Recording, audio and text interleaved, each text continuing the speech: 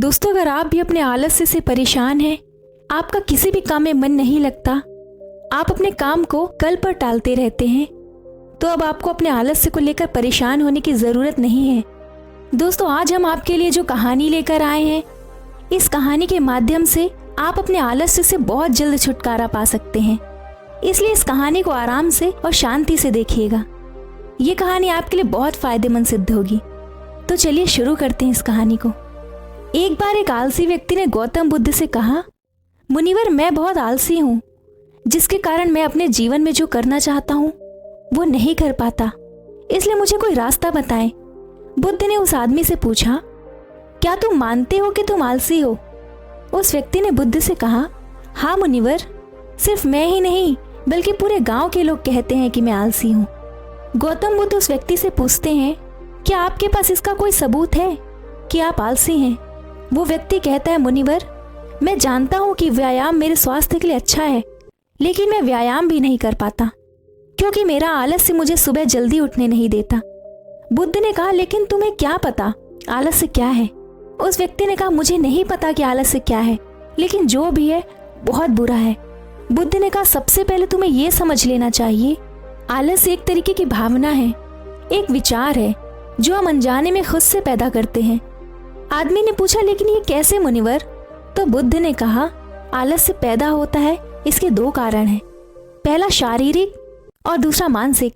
जब हम अपने शरीर को भोजन देते हैं, इस वजह से हमारे शरीर में आलस्य पैदा होता है, क्योंकि ये शरीर ऊर्जा से चलता है। जैसा हम इसे देते हैं, ये वैसा ही विचार करता है, ये वैसा ही व्यवहार करता है। हमारे शरीर के अंदर आलस्य का एक और कारण गलत तरीके से बैठना है, गलत तरीके से सोना और गलत तरीके से चलना। हम कभी इस बात पर ध्यान नहीं देते कि हमारा बैठना, लेटना और सोने की स्थिति सही है या नहीं। अगर हम बौद्ध भिक्षुओं को देखें, उनकी रीढ़ की हड्डी बिल्कुल सीधी होती है। जब वे सोते हैं तो उनके शरीर के किसी भी हिस्से पर कोई दबाव नहीं पड़ता। उनके दो कदमों के बीच एक लय होती है। शारीरिक स्तर पर आलस्य का तीसरा कारण सुबह जल्दी ना उठ पाना है।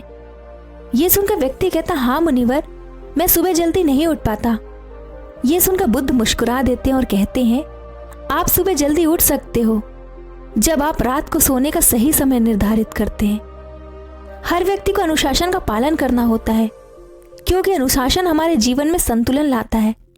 ज्यादातर लोग अनुशासन को बुरा मानते हैं, क्योंकि उन्हें अनुशासन का एहसास उन्हें बांधता है, जबकि सत्य तो ये है कि अनुशासन हमें बांधता नहीं है बल्कि मुक्त करता है। जब व्यक्ति बुद्ध से पूछता है, लेकिन हमें इसकी शुरुआत कहाँ से करनी चाहिए, जैसे ठीक से खाना, बैठना या लेटना, बुद्ध कहते हैं, आप इस समय जो भी कर रहे हैं उसे अभी से शुरू करें, इसे ध्यान से करें। पहले आप मन के स्तर पर आलस्य को समझें, अन्यथा अधिकांश स्थितियों में मन ही है जो शरीर के कारण आलस्य पैदा करता है, क्योंकि मानसिक आलस्य का पहला कारण हमारी पुरानी गलत धारणाएं हैं। हमें लगता है कि हम ऐसा करने में सक्षम नहीं थे, पिछली बार भी ऐसा ही किया था, इस बार भी हम ऐसा नहीं कर पाएंगे। जब हम खुद को सक्षम नहीं मानते तो आलस्य अपने आप ही हम पर हावी हो जाता है। दूसरा कारण है छोटे और आलसी लोगों का साथ देना। कभी कभी ऐसा होता है कि आलस्य हमारे अंदर नहीं होता, लेकिन दूसरे लोगों की वजह से हमारे अंदर आ जाता है। ऐसा होता है क्योंकि हम आलसी लोगों की संगति करते हैं। हाँ मुनिवर, यह बिल्कुल सत्य है, मैंने भी यह अनुभव किया है। तब बुद्ध ने कहा, तीसरा कारण तुम्हारे मन की स्पष्टता का अभाव है। मान लो कि आप किसी जंगल में खो गए हैं और शाम हो गई है और आपको पता नहीं है कि आपका घर किस दिशा में है। क्या आप आलसी होकर लेटे रहेंगे या अपने घर की तलाश में कोई रास्ता खोजेंगे? उस व्यक्ति ने कहा कि मैं बाहर जाऊंगा, घर की तलाश करूंगा। फिर बुद्ध ने कहा, अगर बहुत कोशिश करने के बाद भी तुम्हें घर का रास्ता ना मिले तो तुम क्या करोगे? उस व्यक्ति ने कहा, मैं अभी भी इसे ढूंढता रहूंगा, क्योंकि मेरे पास कोई दूसरा विकल्प नहीं होगा। अगर किसी के पास सिर्फ एक ही विकल्प है तो उसका दिमाग बिल्कुल खाली होगा। यदि आप व्यायाम नहीं कर पा रहे हैं तो इसका कारण आपके मन की स्पष्टता की कमी है, जिसका आपको भविष्य में सामना करना पड़ेगा।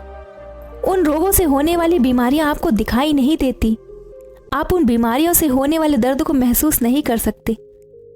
आगे गौतम बुद्ध ने कहा कि आलस्य का चौथा कारण है कोई भी काम करने में मन नहीं लगता। मान लीजिए आप सड़क पर कहीं जा रहे हैं और काफी दूर चलने के बाद आप थक जाते हैं और चलने का मन नहीं करता। ऐसा तब हो रहा है जब आप किसी शेर को अपने पीछे भागते हुए देखते हैं। तो क्या ऐसी स्थिति में भी आप अपने आलस्य के कारण वहीं रुक जाएंगे? उस व्यक्ति ने कहा, नहीं नहीं, मैं ऐसा नहीं करने वाला। बुद्ध ने कहा, तो समझ लीजिए कि आलस्य आपको वो काम करने से रोकता है जिसे करने का कोई बड़ा कारण नहीं होता। तब उस व्यक्ति ने बुद्ध से कहा, धन्यवाद मुनिवर, आज मुझे आलस्य का पूरा खेल समझ में आ गया। भगवान गौतम बुद्ध उस आलसी व्यक्ति से कहते हैं, मेरी एक बात हमेशा याद रखना, या कोई काम करने का कोई बड़ा कारण हो, वहां कभी आलस्य नहीं होता।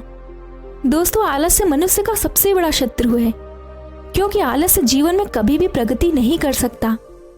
आलस्य मनुष्य को इतना निकम्मा बना देता है कि उसे परिश्रम से घृणा हो जाती है और वो सदैव आराम करने की अवस्था में ही रहना चाहता है। इसके लिए मेहनत के चश्मे की जरूरत होती है, जो आलसी व्यक्ति के पास कभी नहीं होता।